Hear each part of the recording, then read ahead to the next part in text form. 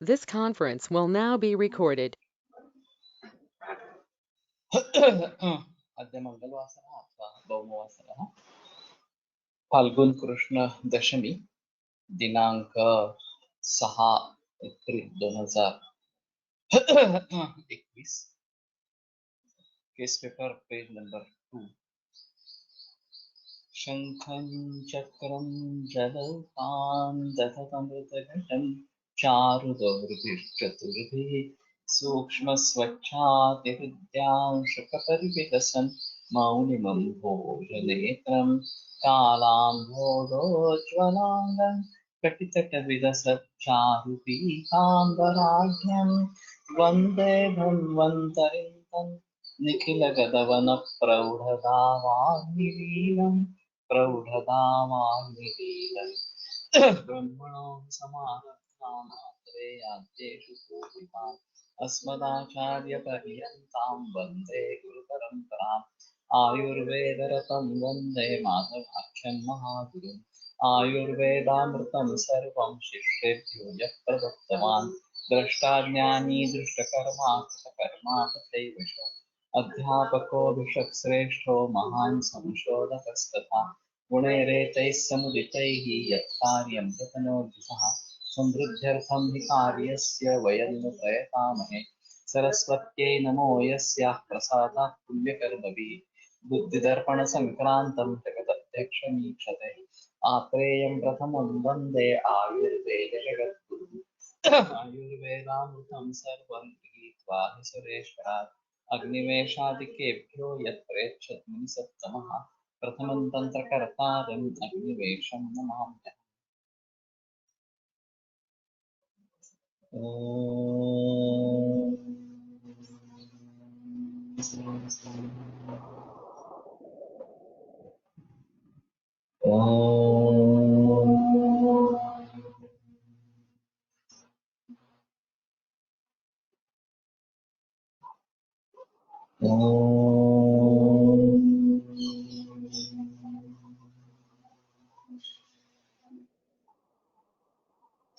ओम शांति शांति शांति।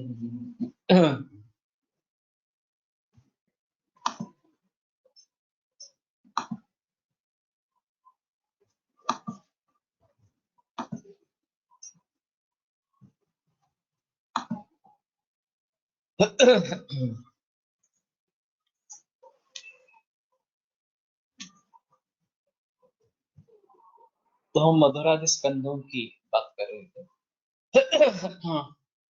Kolatkar sir ने बहुत विचार करके ये प्रश्नावली सेट की है। उसमें सबसे अहम मुद्दा जो है वो आहार इस प्रकार का है, क्योंकि आहार से ही शरीर बनता है और आहार से ही रोग बनते हैं।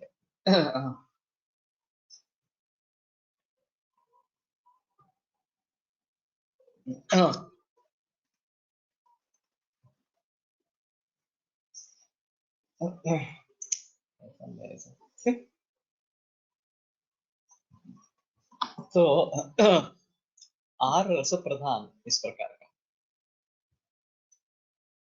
और रस और महाभूत और दोष, इनका संबंध है। वास्तव में आयुर्वेद एज साइंस का बेस क्या है, ये अगर देखने की कोशिश करें तो दोषा दुष्टा रसे धातु दूषयन्ति उभये बला।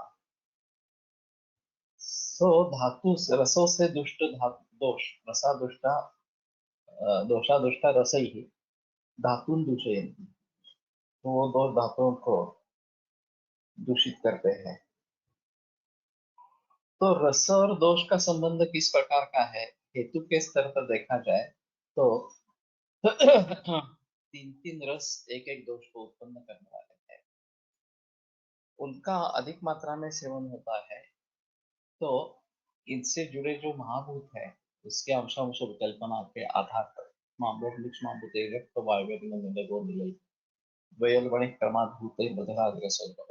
ये जो 10वें अध्याय में वाक्य सूत्र आता है, उसके आधार पर किस रस से किस प्रकार की दोष की उत्पत्ति होती है, किस प्रकार के दोष की उत्पत्ति होती है ये निर्भर इस प्रकार का होता है।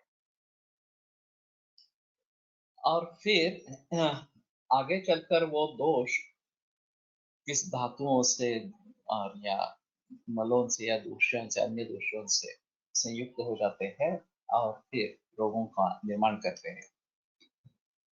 और बाद में अगर हमें इनकी साम्यावस्था प्रस्थापित करनी है दोषों की ठीक से, तो जिन कारणों से दोष बढ़े हैं उन कारणों को टालना और उनसे विपरीत चिकित्सा इस प्रकार की देना, ये आवश्यक इस प्रकार का है। तो अगर मधुर रस का अतिसेवन हो गया हो तो पृथ्वी जल महाभूत प्रधान ये मधुर रस इस प्रकार का है। तो इससे जो विकार निर्माण होंगे वो संतर्पणोक्त विकार इस प्रकार के रहेंगे, क्योंकि ये दोनों महाभूत संतर्पण करने वाले इस प्रकार के भौमापम इतर तो पृथ्वी और जल ये मधुर रस के मुख्य महाभूत है, संतर्पण करने वाले हैं। इस संतर्पण से स्रोतरोध भी होता है और आम बनता है, ये भी एक अहम चीज इसमें है। ये अग्निमांद्य को भी निर्माण करने वाला इस प्रकार का है, ये कुर्मी को भी बढ़ावा देने वाला है, ये मेद धातु को भी बढ़ावा देने वाला, स्थौल्य निर्माण करने वाला इस प्रकार का। तो इसी के आधार पर हर रस के बारे में विस्तार से वर्णन किया गया है कि ये रस का लक्ष्य, इस रस का लक्षण क्या है, इससे कर्म क्या है इस प्रकार से प्राकृत अवस्था में, और अगर वो ज्यादा मात्रा में उसका सेवन किया गया तो क्या क्या हानि पहुंचती है, इस सभी के बारे में जिक्र किया गया है। तो अत्रेय रुद्र का पी अध्याय हो, चरक का या फिर वाग्भट का 9वां अध्याय, 10वां अध्याय, 10वां अध्याय में रस के बारे में ज्यादा जिक्र है। तो एक तत्वज्ञान की बैठक इस प्रकार के अगर समझ में लानी है तो रस, महाभूत और दोष ये संबंध है। अब जब चिकित्सा की बात आती है तो रसों से उत्पन्न हुए जो दोष है उनकी रस ही, विपरीत रस ही चिकित्सा है। और ऐसा रस प्रतिद्वंद्व सुश्रुत में एक अध्याय दिया गया है कि किस रस का प्रतिद्वंद्वी कौन है इस प्रकार से।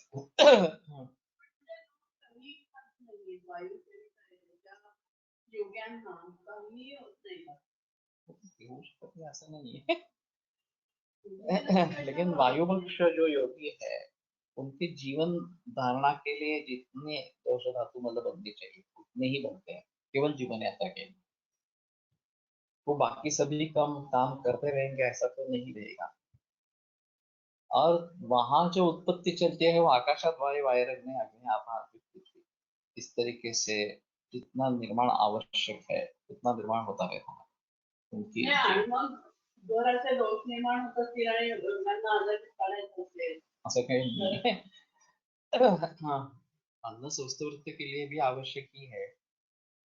अगर आप सही तरीके से नहीं है ना, हाँ ठीक अभ्यास रसायन पण आहे ना, होऊ शकता वैसे ठीक है, लेकिन ये अग्नि वगैरह सब विचार करके अगर सेवन किया जाता है, ऋतु के अनुसार सेवन किया जाता है तो दिक्कत नहीं है, स्वास्थ्य बना रहेगा। और इसमें रसायन भी है, नित्यम क्षीरताशीनम, ये भी बात बताई गई है। तो पण तरी सुद्धा प्रश्न असा आहे की लहान मुलांची दूधच पीत असतात तर मग त्यांना ते आजारी का पडतात? तो प्राधान्य है अगर कोई भी जे काय असेल ते सगळ्याच गोष्टी ये बैलेंस स्टेट है, बैलेंस निकल जाएगा तो बीमार होंगे ही। बैलेंस बनाए रखेंगे तो स्वास्थ्य टिकेगा इस प्रकार से।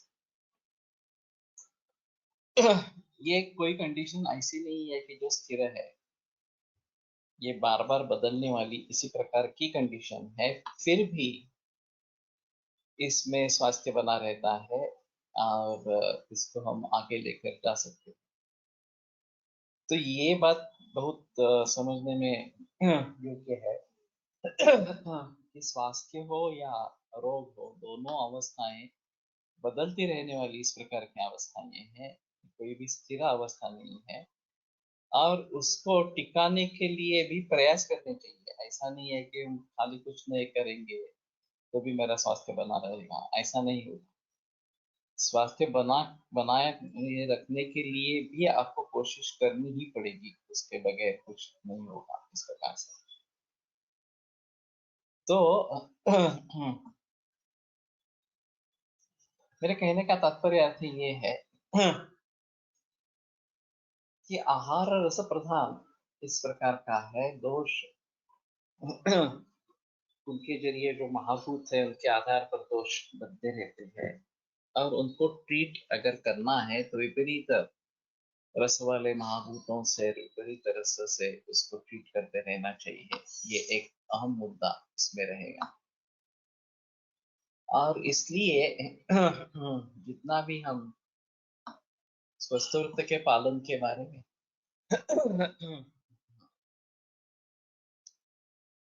सजग इस प्रकार के रहेंगे, उतनी हमारी स्वास्थ्य की रक्षा होगी और हम रोगों से बच पाएंगे। लेकिन इसके लिए health is the state of dynamic equilibrium, वही है कि एक संतुलन है।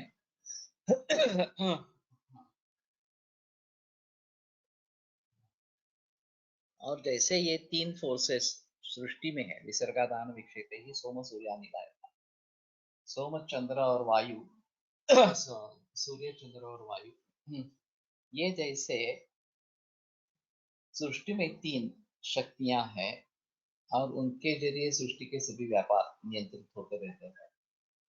अगर इनका संतुलन अच्छा है तो सृष्टि का स्वास्थ्य अच्छा इस प्रकार का रहेगा और नियमित रूप से सीजन वगैरह होते रहेंगे। इसमें बिगाड़ आ गया तो ऋतु व्यापक जनते वगैरह वगैरह की बात बताई गई है, जनपदोद्भव इस प्रकार से निर्माण होता है, वो हमारे लिए भी हानिकारक इस प्रकार का। तो मैं बात कर रहा था कि ये रस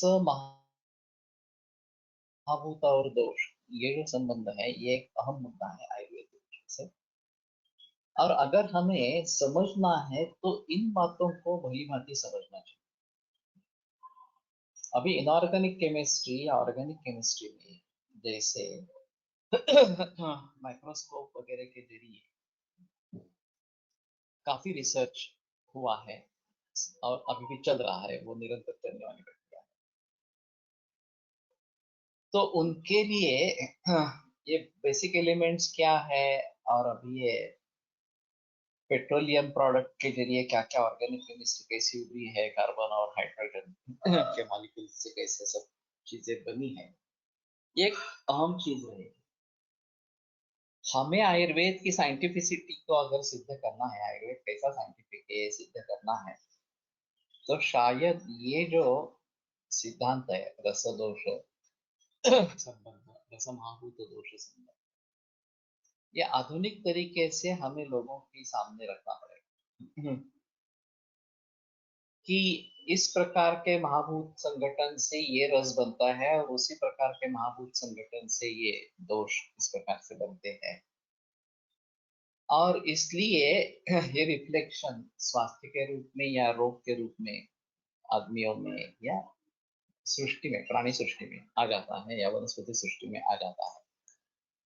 आपले शरीर मुख्यतः पृथ्वी आणि आप महाभूतात्मक आहे आणि या महाभूतांचं प्रमाण इतर महाभूतांपेक्षा अधिक असेल तर धारणा शक्ती टिकू शकणार शकते। इतर महाभूते या महाभूतांना नियंत्रित करतात असं म्हणता येईल का? ऐसा है कि ये नियंत्रित करेंगे नहीं करेंगे ये एक अलग चीज है। आग्नेय और सौम्य इस प्रकार के आदान काल और विसर्ग काल ये अयन बताए गए हैं। दक्षिणायन और उत्तरायण इस प्रकार से। तस्मात आदानम आग्नेयम, आदान जो काल है वो आग्नेय काल है, और विसर्ग जो है वो सौम्य काल इस प्रकार का। तो इसमें आदान काल में पृथ्वी से रस्व निकाल के लेना और विसर्ग काल में उसको फिर से वापस दे देना, ये प्रक्रिया निरंतर चलती आ रही है। तो हमारा शरीर अगर पार्थिव है, उसमें ज्यादातर पानी है, ये भी बात समझ में लेने के बावजूद सृष्टि के इस चक्र का हमारे ऊपर परिणाम होता ही रहता है, और वो रहेगा ही, इसमें कोई संदेह है इस प्रकार का नहीं। तो ऐसी हालात में स्वास्थ्य को कैसे बना रखे, इसलिए ये ऋतुचक्र ऋतुचर्या के बारे में लिख रहा है, स्वस्थ वृत्ति के बारे में लिख रहा है, उसमें ऋतुचर्या एक अंग इस प्रकार का। तो ऐसा नहीं है कि पृथ्वी और जल प्रधान है तो ये आग्नेय वगैरह हमारे हमारे ऊपर काम नहीं करे। वो तो एक आयन, तीन ऋतु इस आदान काल में है। और उसका परिणाम भी होता रहेगा, विसर्ग काल का भी परिणाम होता रहेगा। अब बात ये रहती है कि हमारे यहाँ पार्थिव शरीर जैसे हमारी पृथ्वी है, जहाँ पृथ्वी महाभूत प्रधान है, ऐसा है क्योंकि हम उसके ऊपर रहते हैं। लेकिन इसी प्रकार का वरुण लोक है, आदित्य लोक है, ये जो तर्क संग्रह में बात की गई है, तो उसके बारे में हम कल्पना नहीं कर सकते कि आग्नेय शरीर यानी कि क्या होगा, जलीय शरीर यानी कि क्या होगा इस प्रकार से। और शरीरेंद्रिय विषय भेदा, शरीर इंद्रिय और विषय, इन भेदों से ये महाभूत के बारे में बताया गया है। तो उसमें न्याय वैशेषिक और आयुर्वेद थोड़ा अंतर भी है, ऐसा नहीं है जो बातें वहां पे कही गई है वही यहाँ पे कही गई।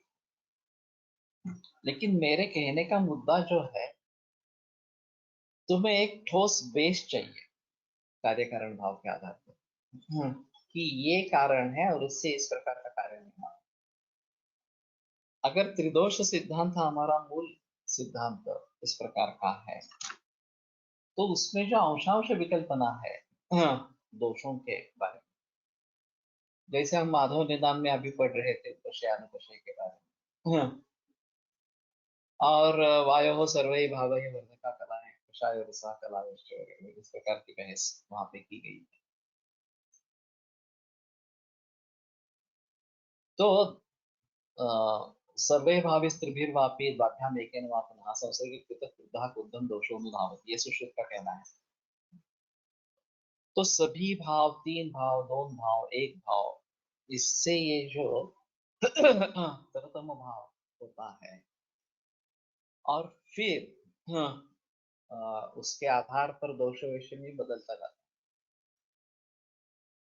तो अभी आर्टिफिशियल इंटेलिजेंस लगा के इसके बारे में अगर हम बहस कर सकते हैं कि जो भी आहार इस प्रकार का है, उस आहार के महाभूत का संगठन इस प्रकार का है, मूल आहार का, फिर उसमें जो संयोग संस्कार हुए हैं उसके आधार पर क्या बना, और फिर उससे किस प्रकार से दोषों की निर्मिति होने वाली है, नहीं होने वाली है, जो भी चीजें हैं, और आगे चलकर उससे रोग कैसे निर्माण होने वाले हैं या रोग को ठीक कैसे करना है।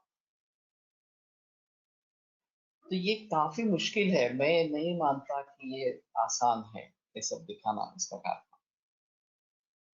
लेकिन अगर हमें एस्टेब्लिश होना है, एज ए साइंस एस्टेब्लिश होना है आज की स्थिति में, जो आधुनिक साइंटिस्ट है वो जिसको मानेंगे इस प्रकार से,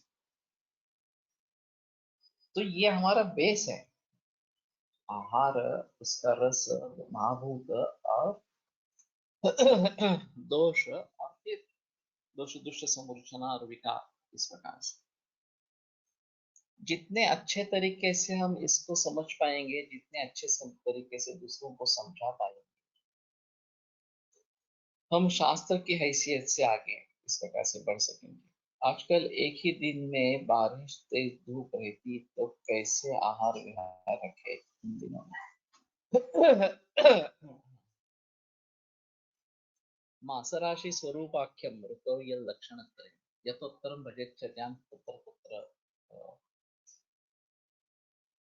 तस्य तत्र बलादिति। ज्ञाष्टांग संग्रह में सूत्र आया है कि मास के ऊपर ऋतु निर्भर है, राशियों के ऊपर ऋतु समझ सकते हैं, और तीसरा स्वरूप के ऊपर देखना है। यथोत्तरम भजेच्छर्यां तस्य बलादिति। तो सबसे महत्व लक्षणों का है। अगर गर्मी का मौसम है और बारिश हो रही है तो हमें बारिश की जो वर्षा ऋतु की जो दिनचर्या है वो करनी है। तो स्वरूप क्या है ये महत्वपूर्ण इस प्रकार का रहेगा। और ये काफी इसी प्रकार से प्रचलन में पूरे विश्व भर में है। मेलबर्न में मैं जाता था, मेलबर्न में, तो वहां वो लोग बताते थे कि यहाँ एक दिन में 3 सीजन हो जाते हैं। सुबह कड़ाके की ठंडी रहेगी, दोपहर में बहुत धूप रहेगी, और शाम को बारिश आ जाएगी, फिर ठंडा हो जाएगा। तो ये विषुववृत्त के थोड़ा नजदीक इस प्रकार का है। तो वो इक्वेटोरियम या दूसरा कौन सा है, जहां जहां ये नजदीक इस प्रकार का है वहां हवामान इस प्रकार का बदलता इस प्रकार का रहता है। तो ये शायद दिनचर्या का अंश हो जाएगा, तो दिनचर्या कहेंगे, लेकिन वहाँ दक्षिण गोलार्ध में होने के कारण हमारे उल्टे सीजन में दिसंबर में वहाँ धूप शुरू हो जाती है। ग्रीष्म ऋतु होता है, और जून जुलाई में वर्षा, ठंडी का मौसम होता है, विंटर होता है ऑस्ट्रेलिया में। तो ये भी देखना जरूरी है, कैलिफोर्निया में ठंडी के सीजन में वर्षा ऋतु होता है, ठंडी के बीच में ही विंटर में ही बारिश हो जाती है इस प्रकार से। तो वहाँ का जो स्प्रिंग है, वसंत है, वो साथ में शरद के भी लक्षण लेके आता है, सिर्फ वसंत के लक्षण नहीं। तो इन सभी बातों को ध्यान में रखना है। और इस सभी के बारे में अगर हम अंशांश विकल्पना लोगों के सामने रख सकेंगे, हम खुद समझ पाएंगे और लोगों को भी बता सकेंगे। तो एज ए साइंस ये एस्टेब्लिश होने में मदद होगी, क्योंकि ये ऑब्जेक्टिव पैरामीटर्स इस प्रकार के। तो महाभूतों का संगठन किस प्रकार से है, हम अपने तरीके से समझने की कोशिश करें। फिर आधुनिक यंत्रों द्वारा उसके बारे में जानकारी हासिल करें, वस्तुनिष्ठता हासिल करें, और फिर उसके आधार पर अगर हम अपना साइंस बताएंगे तो ये एस्टेब्लिश इस प्रकार का हो जाए। इसमें दिक्कत यही बात की है कि ये बहुकारण योगजन्य भाव है। आधुनिक वैद्यकों में, आधुनिक विज्ञानों में जैसे 1-to-1 रिलेशनशिप पर ज्यादा भरोसा रखते हैं, वो बात यहाँ पे है नहीं, और इसलिए ये काफी डिफिकल्ट है कि कैसे हम इनको समझ लेवे और दूसरों को भी समझाए। तो मैं बात कर रहा था मधुर रस की। पृथ्वी जल प्रधान इस प्रकार का ये रस है, संतर्पण करने वाला है, और इसके जरिए स्रोतरोध भी हो सकता है, आम भी बन सकता है, स्थौल्य भी बढ़ सकता है, कृमि भी बढ़ सकते हैं। तो मधुर स्कंध के बारे में जो बात चरक में या वाकट में सुश्रुत में लिखी गई है, उनको भली भांति समझना, और इनका सेवन ज्यादा है तो मान लेना है कि संतर्पण विकार होना है, और उसके लिए अपतर्पण करने की अग्नि, वायु और तेज अग्नि, वायु और आकाश, इन महाभूतों का प्रयोग उसमें करना है, ऐसा समझ लेना चाहिए इसके बारे में। अभी इसमें भी थोड़ा अंशांश कल्पना में भेद है। मधुर रस जो है वो पृथ्वी जल प्रधान इस प्रकार का है। अम्ल रस अग्निक्ष्मा, अग्नि और पृथ्वी, और लवण रस अग्नि और जल, इन महाभूतों के आधिक्य से बन रहा है। तो कफ के बारे में, हाँ, अंशांश विकल्पना, मधुर से उत्पन्न हुआ कफ, अम्ल से उत्पन्न हुआ कफ और लवण से उत्पन्न हुआ कफ अलग अलग रहेंगे, उनकी चिकित्सा भी अलग अलग रहेगी, उनके जरिए जो रोग निर्माण होंगे वो भी अलग रहेंगे और उनकी चिकित्सा भी अलग इस प्रकार। तो इन सभी बातों को ध्यान में रखते हुए हमें स्वस्थ रूप का पालन कैसे करना है इसके बारे में सोचना है। तो कल मैं बात कर रहा था कि मधुर रस से कृमि इस प्रकार के निर्माण हो सकते हैं, और ये बात छूट जाती है। सर्वाणि कुष्ठानि सवातानि सपित्तानि श्लेष्मानि सरक्तानि सरक्तानि सकृमिणी च भवन्ति, ये सुश्रुत का वचन है। तो सभी प्रकार के कुष्ठ विकारों में रक्त दुष्टि होती है और कृमि भी होते हैं इस प्रकार से।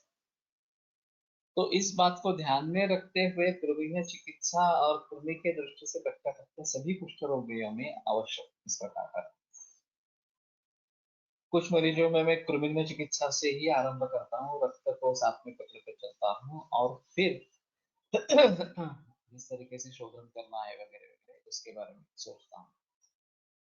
तो फिर अग्नि कैसा है, ये बाकी बातें भी ध्यान में लेनी चाहिए और फिर उसके आधार पर किस प्रकार से चिकित्सा करती है ये सोचना है। जैसे पृथ्वी जल महाभूत प्रधान है तो उससे बिल्कुल विपरीत तिक्त रसात्मक था, तो आकाश और वायु महाभूत प्रधान इस प्रकार का तिक्त रस, तो उसके लिए ये तिक्त रस प्रधान औषधियों का प्रयोग अच्छा इस प्रकार का।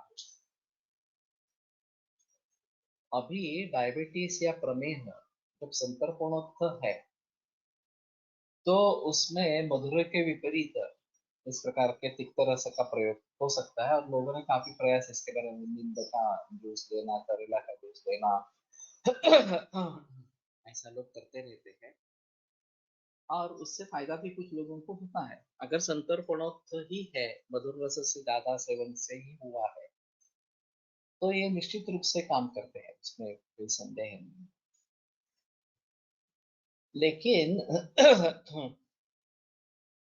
केवल मधुर रस से नहीं उत्पन्न हुआ है, अम्ल रस, लवण रस इस प्रकार से उत्पन्न हो गया, तो शायद कषाय रस भी उसमें देना पड़ता है। जैसे मधु है श्रेष्ठ कषाय रस में कफ के लिए, तो मधु का औषध के रूप में प्रयोग करेंगे या फिर अनुपान के रूप में प्रयोग करेंगे तो वो कषाय रसात्मक होकर कफ को कम करने वाला इस प्रकार का है। और वैसे कटु रस जो है, हाँ, ये कफ का नाश करने वाला, कफ का शमन करने वाला ये है, लेकिन ये उष्णवीर्य है। तो अम्ल और लवण ये दोनों रस उष्णवीर्य है क्योंकि इन दोनों में तेज महाभूत है, और लवण सबसे ज्यादा उष्णवीर्य बताया गया। तो ऐसी अवस्था में शीत वीर्य वाला तिक्त रस ये प्रधान इसमें काम करने वाला इस प्रकार का है। लेकिन कषाय रस का संबंध इस प्रकार से अम्ल रस से उत्पन्न होने वाले या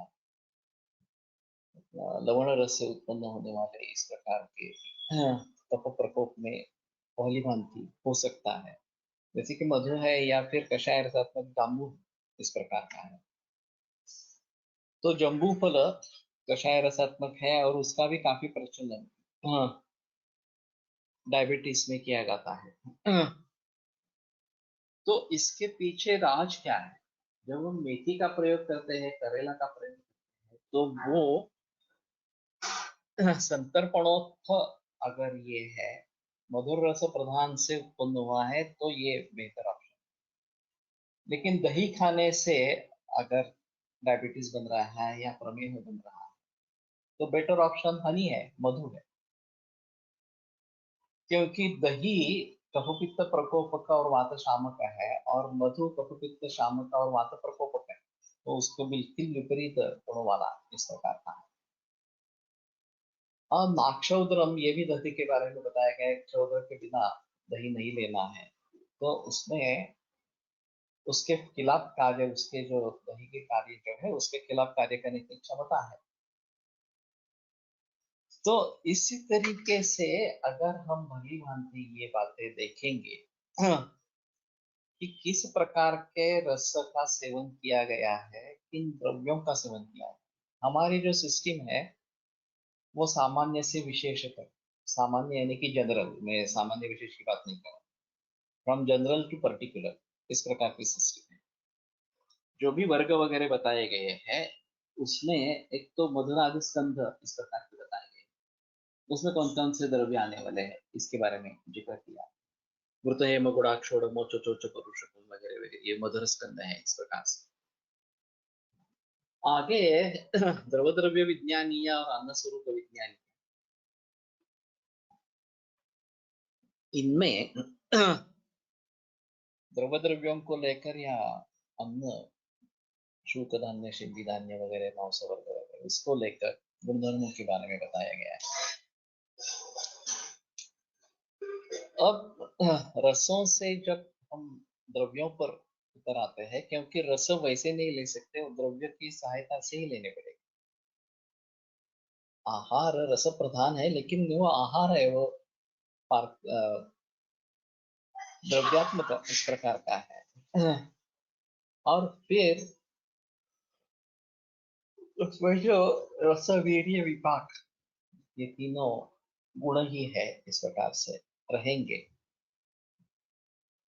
उसके आधार पर उनका दोषों पर क्या असर होगा, ये निर्भर है, वो समझ लेना चाहिए इस प्रकार से। और फिर स्वस्थवृत्त के दृष्टि से उसको कैसे सेवन करना है, उसमें दोष क्या है, और फिर उसको दूर कैसे करना है। जैसे शिंपी धान्य जो बताया गया वो विबंध को इस प्रकार का बताया गया, विबंध करने वाला इस प्रकार का वृक्ष है। और इसलिए स्नेहाढ़ बिलबिल योजना विशेषा छिंबी जाते हैं, इस प्रकार का निर्देश। तो इन सभी बातों को ध्यान में रखते हुए क्या लेना है, क्या नहीं लेना है, कैसे लेना है, और केस का एनालिसिस किस प्रकार से करना है। अभी मैं तो सोच रहा हूँ कि आर्टिफिशियल इंटेलिजेंस इसको लगाने की कोशिश करेंगे कंप्यूटर के जरिए, कि ये इस प्रकार का आहार सेवन मरीज में पाया गया है, तो उसके विपरीत क्या हो सकता। तो उपक्रम्य से ही द्वित्वा द्विधैव उपक्रमो होता, एक संतर्पणस्तत्र द्वितीय शापतर्पणः। पहले इसके बारे में सोचे कि ये संतर्पणोक्त है या अपतर्पणोक्त है। और मधुर अम्ल लवण, ये तीन रस संतर्पण करने वाले इस प्रकार के रस है। वैसे कषाय रस में भी पृथ्वी महाभूत है, वायु और पृथ्वी इस प्रकार का कॉम्बिनेशन, तो कुछ हद तक वो भी पार्थिव उस निर्माण करता रहेगा, लेकिन वो बताया गया है वो वात का वर्धक इस प्रकार का बताया गया, और कफ का शमन करने वाला इस प्रकार का बताया गया। तो ये सिस्टम काफी कॉम्प्लिकेटेड है। जनरल से शुरुआत करके पर्टिकुलर तक जब आएंगे, तो जनरल इस प्रकार के गुणकर्म है, लेकिन ये विशिष्ट द्रव्य लेंगे तो उसके ये गुणकर्म है, ये मूल रूप में है, उसमें संस्कार किए जाएंगे, उसमें संयोग अगर वो कुछ हो जाएंगे तो उसके इसमें इसमें ये इस प्रकार से परिवर्तन आएगा। तो उन सभी बातों को ध्यान में रखते हुए जब ये एनालिसिस हो जाएगा कि ये आदमी, ये उसके लक्षण है, ये संभावना है रोग, उसके लिए ग्रंथों में ये कारण बताए गए, इसका हेतु सेवन इससे मैच कर रहा है, या इन दोषों की वृद्धि हुई है, प्रकोप हुआ है, और इसका हेतु सेवन इससे मैच कर रहा है, उसमें इस प्रकार के अंशांश विकल्पना है कि यहाँ कफ गुरु स्निग्ध शीत इन सभी गुणों से बड़ा है, तो उसके लिए जो चिकित्सा करनी है वो रुक्ष लघु उष्णवीर्य इस प्रकार से होनी चाहिए। अगर उष्णवीर्य का ही ज्यादा जिक्र है और रुक्ष स्निग्ध से ज्यादा कुछ करना नहीं है, तो शायद रसोन भी एक काम कर सकता है। वो वायु के लिए अच्छा है लेकिन कफ के लिए भी अच्छा है। तो इन सभी बातों को ध्यान में रखते हुए हमें केस पेपर के बारे में सोचना। तो मैंने केस पेपर के बारे में बताना इसलिए आवश्यक समझा क्योंकि हम आगे डायग्नोस्टिक सॉफ्टवेयर में चले जाएंगे, ट्रीटमेंट सॉफ्टवेयर में चले जाएंगे। तो उसका बेस क्या रहेगा, ये डायग्नोसिस का बेस कैसे रहेगा? एक तो ग्रंथों में जो हमें बेस मिला है वो तो हमें मिल जाएगा इस प्रकार से, लेकिन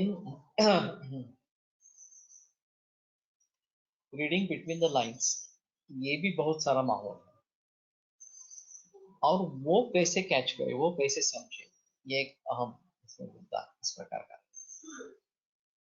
तो जैसे मैंने कहा कि रस महाभूत और दोष, ये संबंध एक अहम संबंध इस प्रकार का है,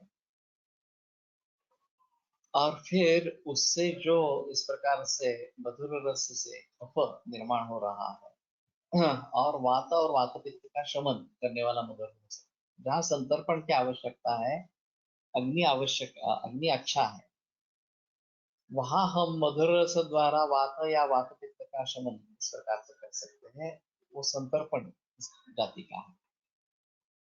तो मधुर रस का औषधि में प्रयोग कब करने का, ये एक अहम मुद्दा इससे होता है। अगर हम मान लेते हैं कि कैंसर अपतर्पणोत्सव विकार है, तो उसमें संतर्पण आवश्यक है। अग्नि को देखते हुए क्षीरकृताभ्यास और रसायनानाम इसका प्रयोग करेंगे, तो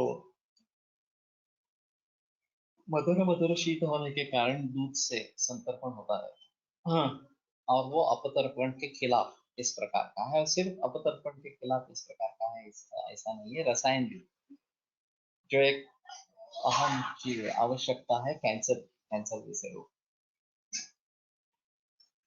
तो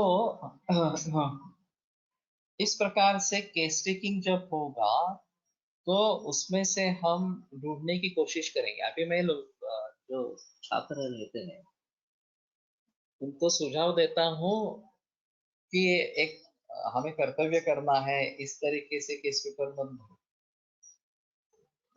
तुम्हें ये केस खुद ट्रीट करनी है, ऐसा समझकर मुझे इसमें से क्या समझना है, ये कोशिश करते हुए केस टेकिंग करो।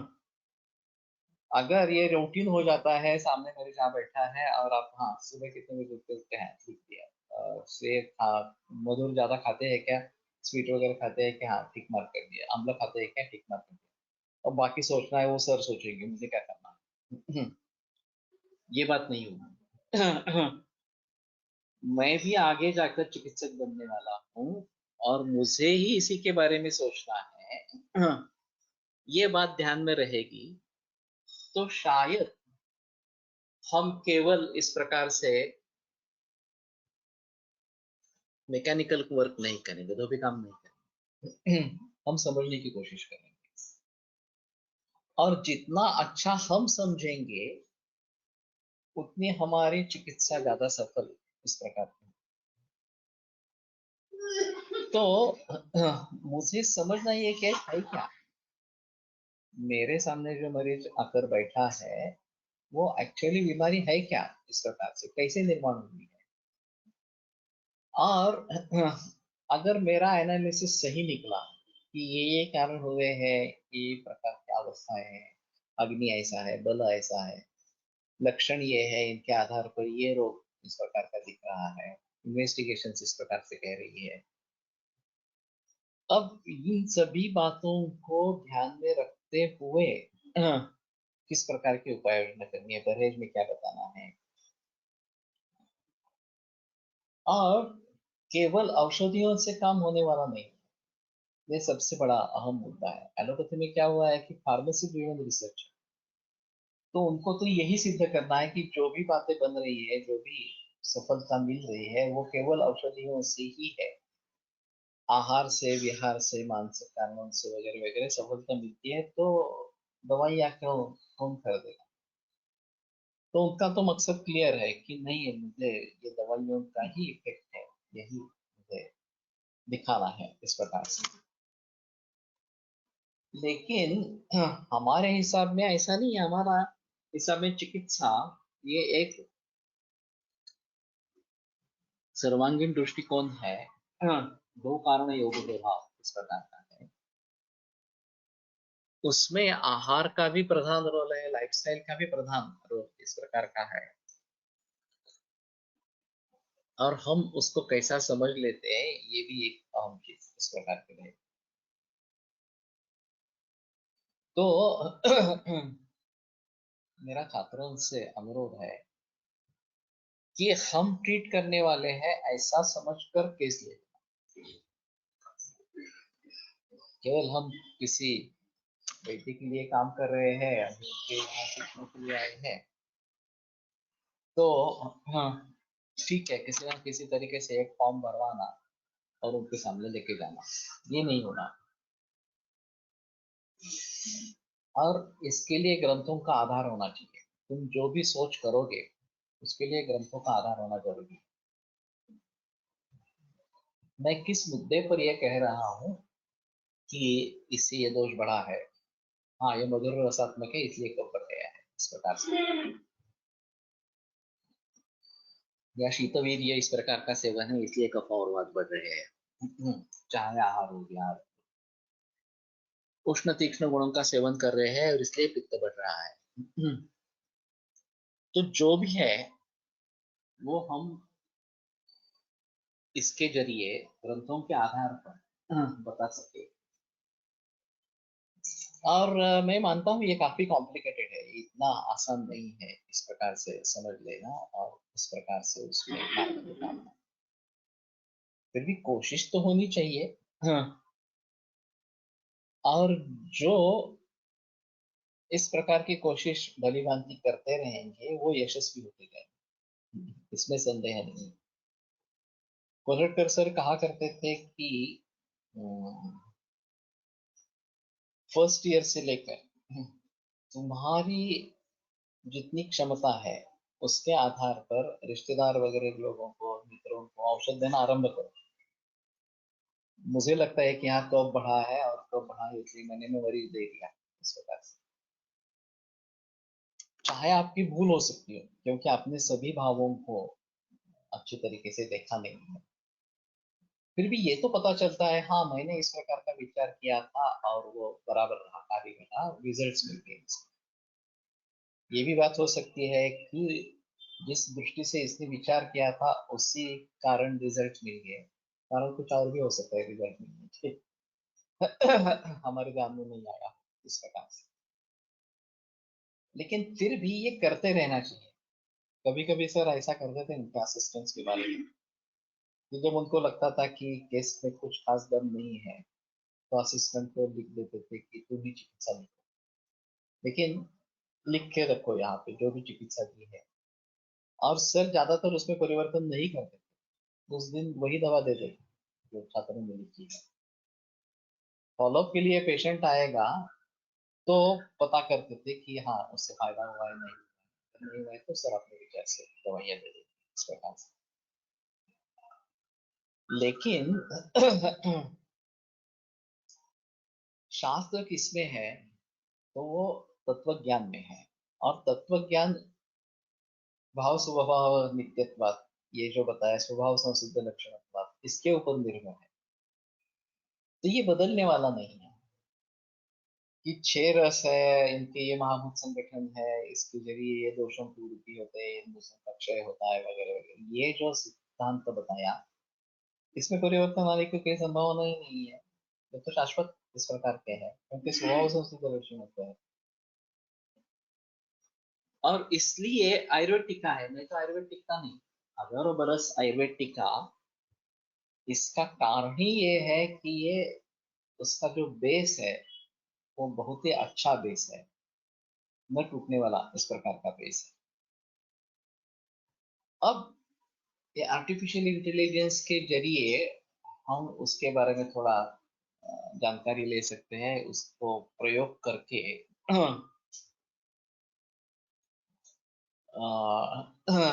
जल्दी नतीजे पर पहुंच सकते हैं इस प्रकार। और हमें नतीजे पर पहुंचने के लिए उससे सहायता इस प्रकार से मिलती है। तो ये काम अगर बैकग्राउंड में होता रहे कि जैसे ही मधुर रस का सेवन अधिक प्रमाण में है ऐसा केस पेपर में आ गया, तो कंप्यूटर अंदर ढूंढना शुरू करेगा कि मधुर रस से क्या क्या होता है वगैरह इस प्रकार से। और इससे अगर स्थौल्य आता है, इससे अगर प्रमेय होता है तो ग्रंथों में है, तो वो लिस्ट में ऐड हो जाएंगे कि ये स्थौल्य है या प्रमेय है। इस प्रकार से मधुर रस का सेवन ज्यादा है ऐसा समझने पर तुरंत इस प्रकार का काम अंदर शुरू हो जाएगा। अब रही बात अंशांश विकल्पना की, वो काफी मुश्किल इस प्रकार का। तो उसमें मधुर रस में क्या सेवन कर रहे हैं, फल खा रहे हैं या मीठे पदार्थ खा रहे हैं या दाल चावल वगैरह यही खा रहे हैं इस प्रकार से। इसके आधार पर अगर हम उसके साथ जुड़े बाकी गुणों के बारे में भी बात कर सकेंगे अंशांश विकल्पना के जरिए, कि ये आदमी ये पदार्थ खा रहा है, उसके ये गुण है, जो कब बढ़ेगा वो गुरु शीत से बनेगा, गुरु शीत से बनेगा वगैरह इस प्रकार से। तो चिकित्सा करते समय उसके विपरीत क्या है इसके बारे में हम सोच सकेंगे कि कटुपित्त कषाय रसों में से कुछ लेना है, लेकिन वो भी उष्णवीर्य होना है या ऐसा कुछ है वगैरह वगैरह, लघु होना है, रुक्ष होना है। तो फिर उसके आधार पर कुछ द्रव्य निकल आएंगे। हाँ, और जो उस संपत्ति को भी भंग करने वाले इस प्रकार के रोग की संपत्ति को भी भंग करने वाले। तो इन सभी बातों को ध्यान में रखते हुए हाँ, द्रव्य औषध द्रव्य चुनना है। तो मैं जो सोच रहा हूँ अभी, तो हमारे हाथ में एक बड़ा डाटाबेस इस प्रकार का है, ग्रंथों का जो डाटाबेस है, और मैं तो सभी ग्रंथ उसमें लेना चाहता हूँ। फिर हाँ, उसमें कार्य कारण भाव हो, लक्षण लक्ष्य भाव हो, औषधि चिकित्सा भाव हो, जो भी है उसको, उन संबंधों को आधारभूत इस प्रकार के रखकर शरीर में क्या परिवर्तन आ रहा है इसके बारे में सोचेंगे। और फिर उसको रिवर्ट कैसे करना है, फिर से स्वास्थ्य कैसे प्राप्त करना है उसके बारे में सोचेंगे। तो शुरुआत इसकी रहेगी वो कंठस्थीकरण से रहेगी। यह हमारा खुद का कंठस्थीकरण बहुत अच्छा होना चाहिए, केवल पढ़ने से बात होती नहीं है, हमारे ध्यान में वो चीजें सदैव रहनी चाहिए। जैसे ही हम किसी हेतु को देखेंगे, किसी लक्षण को देखेंगे, वैसे फिर से हमारे ध्यान में अरे ये इस दोष को निर्माण करने वाला है, इस व्याधि को निर्माण करने वाला है, ये बातें सामने आनी चाहिए। अब हमारा ब्रेन तो सुपर कंप्यूटर है, उसका ही भली भांति अगर हम प्रयोग करते रहेंगे तो भी अच्छा है, लेकिन उसमें मर्यादा ये है, और समय की मर्यादा ये एक अहम चीज है। तो इसके जरिए एनालिसिस करके हमारे सामने पिक्चर ज्यादा अच्छा इस प्रकार का आएगा। और मैं सोच रहा हूँ एक सारांश रूप में एक पेज दे देगा इसमें, कि कारणों में क्या क्या विशिष्ट इस प्रकार के कारण है जिनके बारे में हमें दखलंदाजी लेनी है, लक्षणों में क्या क्या है, इन्वेस्टिगेशन में क्या क्या है, अग्नि शारीर बल मानस बल ये कैसे है, और फिर इस बैकग्राउंड पर रोग की अवस्था क्या है, कंडीशन क्या है। और फिर किस प्रकार से चिकित्सा का आरंभ करना हुआ। और सभी बातों को ध्यान में रखते हुए अग्नि शारीरिक बल मानसिक संबंध, उसकी खुद की सोच, टेंशन, स्ट्रेस, डिप्रेशन वगैरह वगैरह, इन सभी बातों को ध्यान में रखते हुए आगे कैसे बढ़ना है इसके बारे में सोचना है। तो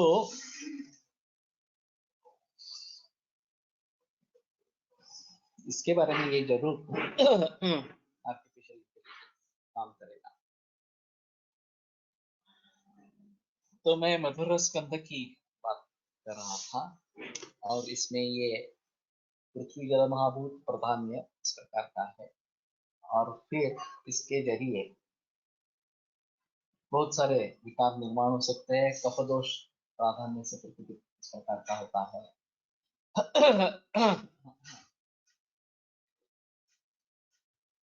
उसको ध्यान में रखते हुए या आम निर्माण करने वाला है, तुरंत निर्माण करने वाला है, ये भी एक अहम चीज मदद की है। तो वो सभी बातें ध्यान में रखते हुए आगे चलिए। दूसरा जो है वो अम्ल रस है। मधुर रस के बारे में पूर्वी एक अहम रहेगा विकार और उसकी काफी कथाएं प्रचलित है। एक बात मैंने बताई, लोक सत्ता में करीबन 20 बरस पहले एक ट्रू स्टोरी आई थी। तो ये एक लड़का साइनोसिस होता था और श्वास फूलती थी, अशक्ति बहुत थी। तो यहाँ काफी इन्वेस्टिगेशंस हुए, 12 साल की उम्र का था और काफी इन्वेस्टिगेशंस हुए और फिर पता चला कि हार्ट को सप्लाई करने वाली जो कोरोनरी आर्टरी है उसके एक ब्रांच एब्सेंट है, जन्म से ही एब्सेंट है इस प्रकार से। तो फिर कैसे करेंगे, तो बोले ऑपरेशन ही करना चाहिए, लेकिन ऑपरेशन भारत में तो नहीं होता है। तो इन्होंने विदेशों में संपर्क स्थापित किया और फिर लंदन के एक अस्पताल ने कहा कि हम ऑपरेशन मुक्त करवाएंगे, लेकिन स्टेज चार्जेस जो है वो आपको देने पड़ेंगे।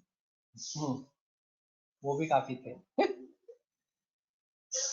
तो फिर ये स्टेट बैंक में एम्प्लॉय था उसका पिता। उसने चंदा इकट्ठा किया, 12 लाख रुपए उस जमाने में उन्होंने इकट्ठा किए स्टेट बैंक के एम्प्लॉय ने। और ये दोनों बाप और उसका बेटा इंग्लैंड में चले गए, वहाँ 1.5 महीना रहे। इन्वेस्टिगेशंस में डायग्नोसिस वही कंफर्म हुआ, लेकिन डॉक्टर को विश्वास हुआ ही नहीं कि ऑपरेशन सहन कर पाएगा और बच पाएगा ऑपरेशन। 1.5 महीने के बाद उन्होंने बता दिया नहीं, कुछ पॉसिबल नहीं है, वापस लेके जाओ। वापस आ गए। अब क्या करेंगे।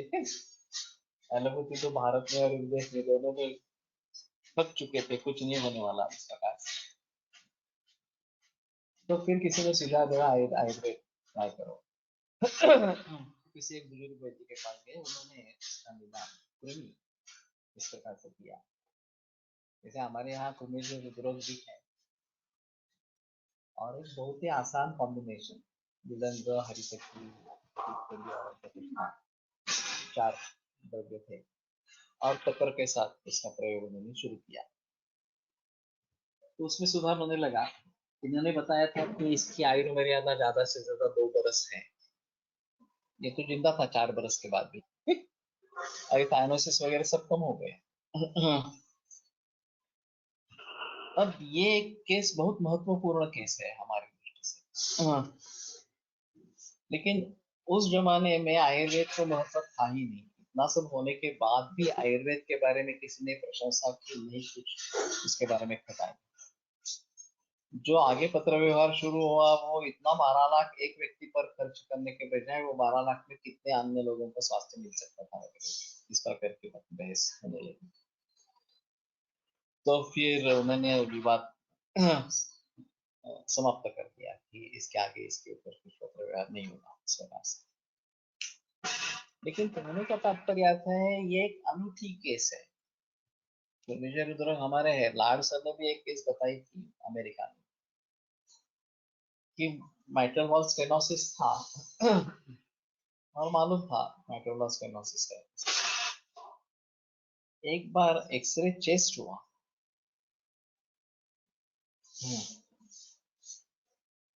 और फिर उसमें माइट्रल वॉल में कैल्सिफाइड वर्म मिला, और वो कैल्सिफाइड होने के कारण एक्सरे में दिखाई दिया, तो ओपन हार्ट सर्जरी हो गया आगे, और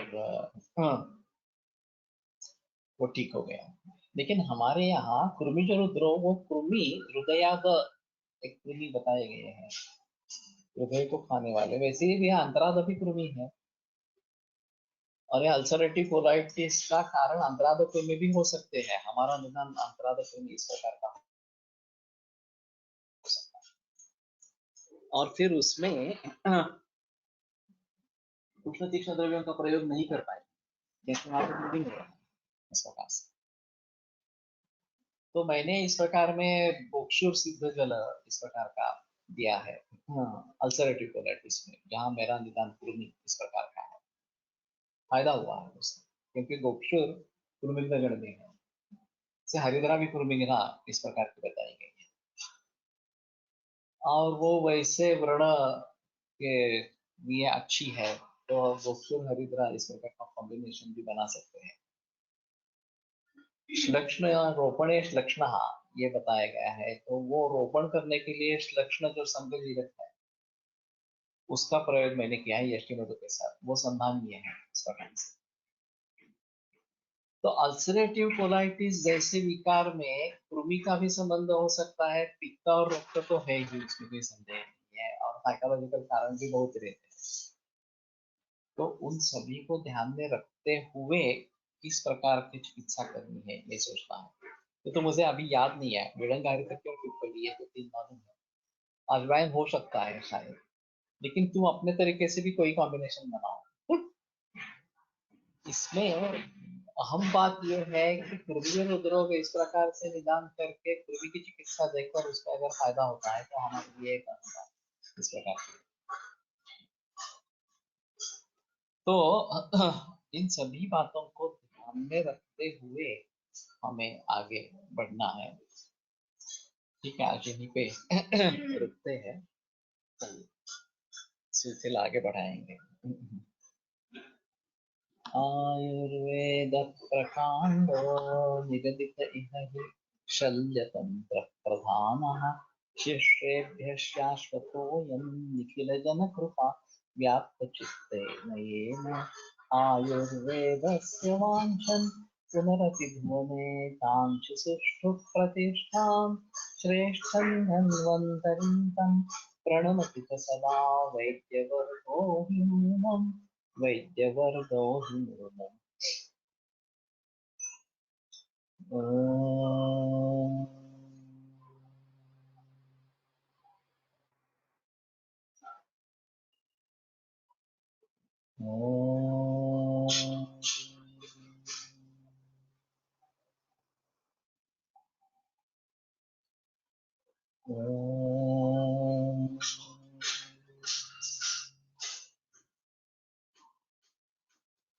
ॐ शांति शांति शांति।